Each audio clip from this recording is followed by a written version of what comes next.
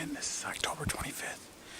This morning I saw 8 deer over on another property, passed up a nice little 8-point, probably year and a half year old.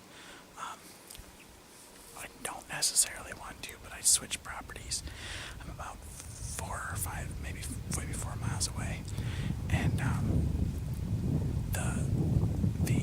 the winds definitely died down a lot here. I know there's a lot more woods, so it's going to be a little bit warmer sit for me. And my wind's still cutting out to this open bean field here, so I feel good about my scent. I kind of roughed it a little bit on the way in here. I was driving down the dirt road, and I'm just watching the way the dirt's flying. And where we plan on parking is downwind, but it's kind of up there by a natural funnel where they come across, they feed up there by the road. There's a cut cornfield up there, and they'll drop down through that woods and channel into this woods here. So the last thing I wanted to do was park up there and maybe deter them. So I found a spot and had to do a little bit of hiking to get in here. But the walk-in was nice and quiet. The wind was perfect. So, Lord willing, I think this is a good sit tonight. Continuing to fail as a hunter. For some reason, I don't have a tree strap in here for safety. I do have my lifeline, but my carabiner's gone. I don't know if someone's screwing with me. If for some reason I took it off, maybe left it on my harness and just took it off at home and forgot it. But I'm 2 for 2 on this trip on climbing into a tree stand that's not set up properly. And I hung these stands back in September. Came back a return trip to put in the safety straps, put in the bow hooks, put in the lifelines, trim some shooting lanes. And I swear, all the stands were 100% good to go when I left them. So I'm not sure someone's messing with me, hoping that it's going to ruin my hunt or kill me or hurt me or whatever. But I improvised. I did have an extra ratchet strap for hanging tree stands, and I was able to use that. I feel solid, feel safe, but it's definitely one of those depressing things that you encounter in the woods. So stick with us tonight, see if we can't get it done. We're in a good patch of woods here, so we should see some deer. I'm not really sure the quality of them, but a couple years ago I had a run-in with one we called Goliath. He was a nice big wide 9-pointer, and I had him quartering to it 45 yards. Never felt good about it, so I never took it, but other than that, not real sure what's out here. We have a lot of issues with poaching on this property and trespassers, so we don't run cameras out here, and unfortunately we don't want it as hard as we want to, especially not during gun season, just for our own safety. Stick with us and see if we can't get it done tonight.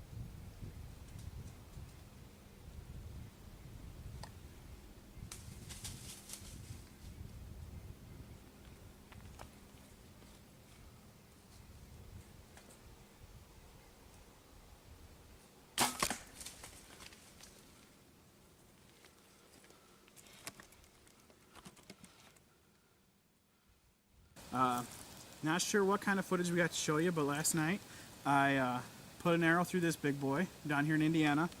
Today's October 26th. Last night he kind of came in. I got some footage of him feeding around underneath me. I had sprayed a little buck bomb doe and heat, and he was kind of licking around on the branches where I did put that.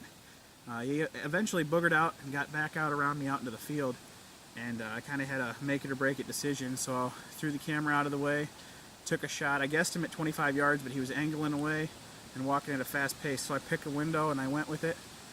Right away I saw good blood. I saw it enter back here through about liver, and the way he was angled, I thought it was going to angle out right up here next to the front leg. Got down after about half an hour, 45 minutes. Went right to the site. Immediately there was good blood splash right where the impact was. Snapped off about 10 inches of my arrow. It was the front half of my arrow with my broadhead. Just covered in good blood. Well, I thought it was good blood. It was real dark red, which kind of made me nervous. I knew I was going to get liver though, so I was expecting that, but I did not see any bubbles like I was hoping for, what you would see with a lung shot. Because of that, I backed out.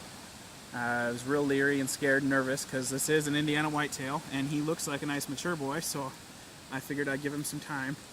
I did come back about 9 o'clock last night, and I searched for about 45 minutes, took up his trail, followed it right to where he was, and he was actually standing stiff-legged, raising and lowering his head just back up the ridge here, only about 100 yards from where we're at now.